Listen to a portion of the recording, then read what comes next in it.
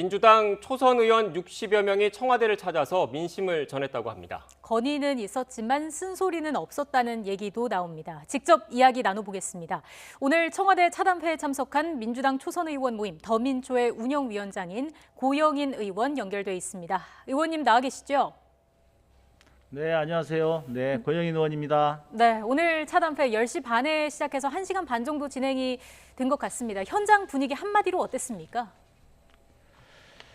네, 진지하면서도 또 서로 격려하는 그런 자리였습니다. 네. 참석 인원이 일단은, 꽤 있었던 것으로 알려지고 있는데 그렇기 때문에 조금 많은 얘기를 나누기에는 시간이 부족하지 않았을까 싶은데요. 어땠습니까? 네, 68명이 갔고요, 오늘. 네, 그래서 저희들이 9개의 어떤 조, 모둠으로 활동을 하고 있는데 그 모둠에서 한 명씩 대표 발의하는 걸로 이렇게 사전에 얘기를 해가지고 10여 명이 했고요. 그리고 이제 뭐 자유롭게 한두 분이 더 하고 이런 정도로 진행이 됐었습니다. 예. 네. 지금 뭐 자유롭게 한두 분 그리고 자유롭게 이야기가 전달됐다라고 말씀을 해주셨는데 구체적으로 어떤 주제들, 어떤 이야기들이 나눠졌는지 좀 설명을 해주시겠습니까? 네. 우선은 이제 제가 모두 발언을 좀 했었고요. 네. 그 지금 일단 지금 상태가 비상한 시기다. 그렇기 때문에 비상한 대책이 요구되어지는데 현재 여러 가지 코로나와 사회적인 문제로 인해서 특히 약자에게 그러한 고통이 더 가혹하게 다가오고 있다.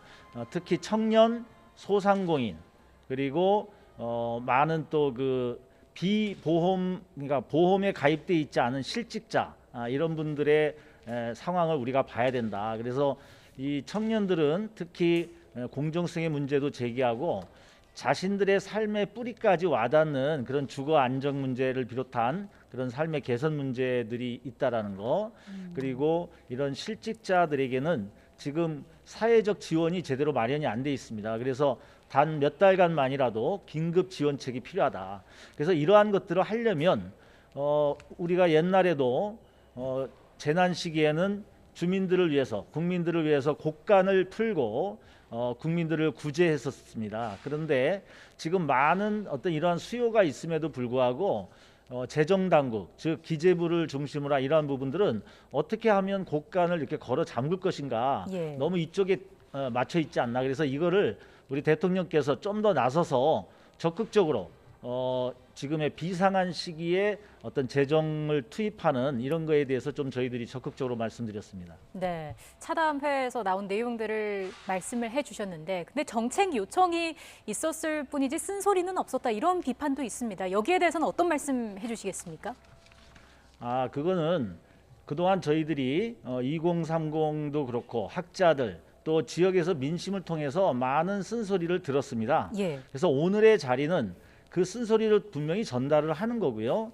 그 전달의 내용은 구체적으로 이러한 국민들이 지금 삶이 피폐해지고 고통받고 있는 이런 현실에서 이러한 것에 대한 구체적인 대안을 어떻게 만들 것인가라고 하는 정책 제안에 좀 더 초점이 맞춰졌을 뿐이고요. 그 쓴소리의 내용을 정책으로 우리가 다듬어서 적극적으로 제안한 겁니다. 여기서 또 뭐 쓴소리라고 하면 아까 말씀드린 대로 대통령께서 이런 재정 정책을 좀 더 적극적으로 해주실 것을 좀 요청하는 이런 것들이 많이 좀 줄을 이뤘었습니다. 네. 일단 오늘 대통령과의 차담에 관련된 이야기를 좀 나눴는데 좀 연장선에서 지금 그 의원님께서 소속돼 있는 게 민주당 초선 의원 모임이지 않습니까? 더 민초에 소속돼 계신데 지금 최근 민생 행보, 민심을 듣는 움직임들은 계속 더 민초에서 하고 있는 거죠? 네, 그렇습니다. 네, 가장 아프게 다가오는 지점은 어떤 게 있겠습니까? 예, 우리 그 특히 2030 많은 청년들이 우리들의 삶의 고통을 우리 정치권에서 제대로 못 알아주고 또 항상 정치권이 스스로만 다 모든 것을 완벽하게 아는 것 같이 해왔다. 그리고 그런 것들이 막상 자신들을 부정하는 그런 내로남불식의 모습을 보였다라고 하는 그런 지적에 대해서는 저희들이 뼈아프게 잘 가슴으로 받아들이는 그런 과정들이 좀 있었고요. 오늘 이 자리에서도 지금 그 민심 현장에서 여러 가지 어려움들이 처한 이러한 부분들은 부분 대통령들에게 각 부문에 걸쳐서 의원님들이 좀 전달을 많이 했습니다. 그래서 특히 청년위원장 겸 지금 국회의원을 하고 있는 장경태 의원 같은 경우는 그 청년들의 직업보장제, 그래서 국가 책임제로 일정 정도 근로 의향이 있을 때는 국가와 지자체가 그것을 거의 의무적으로 받아서 직장을 만들어주는 이러한 제도, 그 다음에 주거 안정을 위한 국가 책임제, 그러니까 일정한 안정된 주거가 되지 않는 이런 시설에서 1년 이상 살았다라는 게 보증이 되면 실제 보증금이나 월세 이런 것들을 지원해 주는 문제라든지 이러한 것들을 이렇게 정책적으로 많이 제안을 했습니다. 네. 현장에서 들은 아픈 목소리들을 오늘 전달을 하신 거고요. 최근에 이런 공정 네. 이슈가 좀 가장 많이 좀 거론이 되고 있는 것 중 하나인데, 공정과 관련해서 어제 송영길 대표가 조국 사태에 대해서 직접 사과를 하지 않았습니까? 네. 오늘 현장에서는 관련 네, 이슈는 그렇습니다. 언급이 되지 않았다고요. 특별한 이유가 있을까요?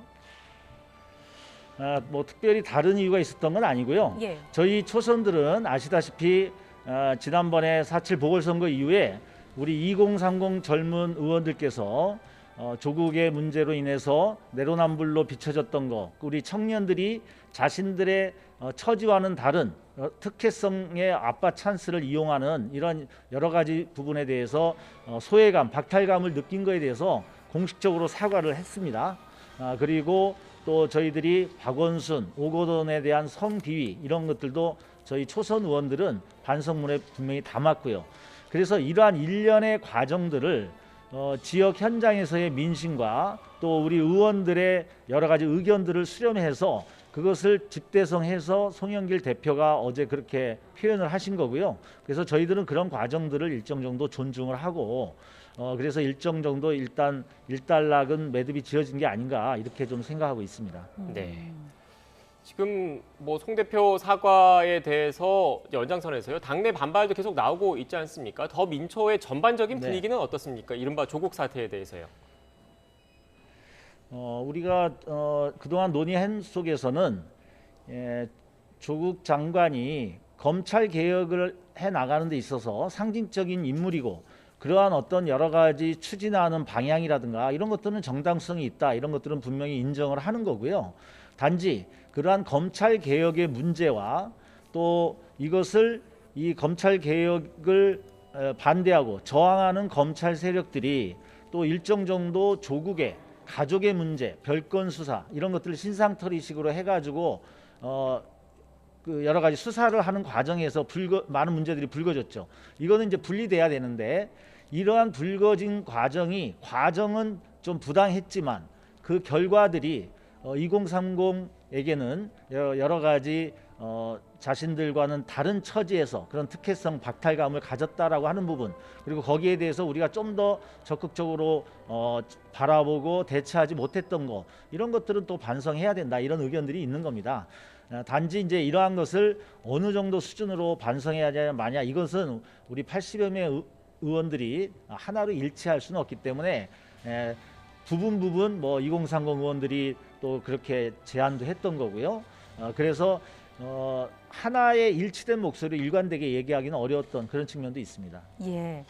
자, 그리고 소상공인에 대한 그런 어려움에 대해서도 오늘 현장에서 이야기가 나왔다고 하는데 이 부분에 대해서도 좀 자세하게 설명을 해주실까요?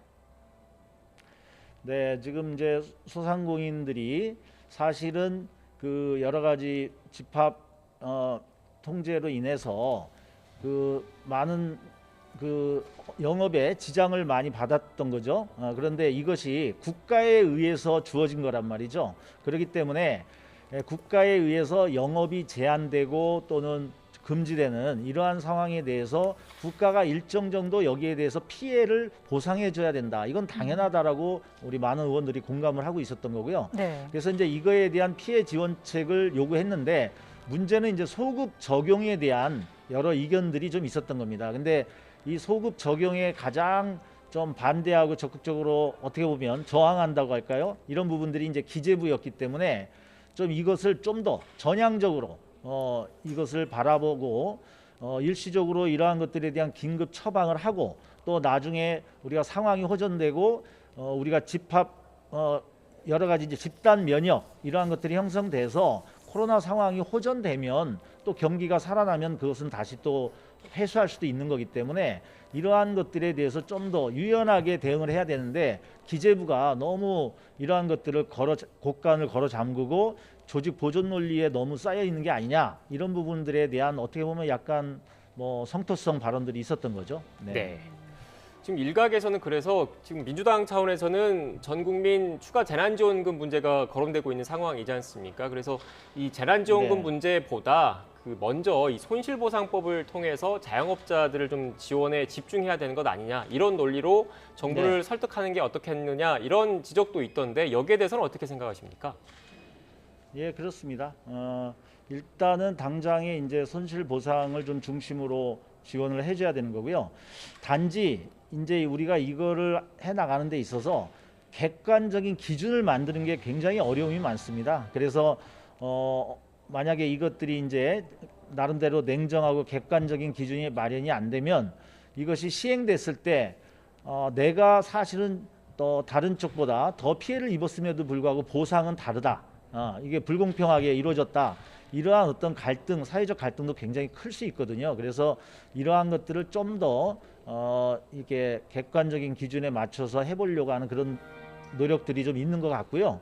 그럼에도 불구하고 이것이 시기가 너무 늦어지면 안 되기 때문에 짧은 기간 안에 전격적인 어떤 조치가 이루어져야 된다라는 거에는 많은 의원들이 의견을 모으고 있습니다. 네, 의견을 모으고 있다고 말씀하셨는데 일각에서는 이 손실 보상과 관련해서 먼저 폭넓게 선제적으로 빨리 전반적으로 지급을 하고 지금 추가적으로 지급이 안 돼도 됐을 부분에 지급이 됐다면 추후에 환수하는 방안 등도 있을 것이다 이런 얘기도 나오고 있던데 이런 좀 진전된 안을 내놓기 위한 구체적인 방법들이 좀 없겠습니까? 네, 지금 그 입법 대표 발의한 의원들을 좀 중심으로 그다음에 정책위에서 이것들은 좀 논의들을 하고 있고요. 우선은 나중에 이제 환급 방식은 우리가 다양한 형태가 있기 때문에 그것보다 더 우선적인 것은 지금 당장 현장의 고통이다. 그리고 영업을 더 이상 진전시킬 수 없을 정도의 그런 어려움이 있다라는 것들은 공감을 하고 있기 때문에 선 지원, 후 환급 이 원칙은 분명하다 이렇게 생각하고 있습니다. 네. 알겠습니다. 자, 그리고 오늘 또 많은 초선 의원들이 재정 당국의 뒷받침이 부족하다라는 내용을 전달했다고 들었습니다. 앞서 뭐 재난지원금 보편 지급 등을 놓고 기재부의 그런 반대도 있었잖아요. 이러한 상황을 고려한 어떤 지적이라고 보면 되겠습니까? 네, 그렇습니다. 예. 지금 이전에도 전쟁이나 재난 시기에는 곡간을 풀어서 백성들을 구제해 왔고 또 그것이 일정한 다시 풍작이 있을 때는 그것을 다시 회수하는 이러한 오랜 그런 국가들의 지혜가 있었던 겁니다. 지금이 그럴 때다. 이런 비상한 상황에서 비상한 조치를 취해서 우리가 일단은 그 곡간을 열어 제껴야 되는데 자꾸 이것을 너무 걸어 잠그려고 하는 게 아니냐라고 하는 그런 비판이 있었던 거죠. 네. 네, 알겠습니다. 오늘 청와대 차담에 다녀오신 더민초 운영위원장 고영현 의원과 함께 관련된 이야기 나눴습니다. 의원님 오늘 말씀 고맙습니다. 네, 감사합니다.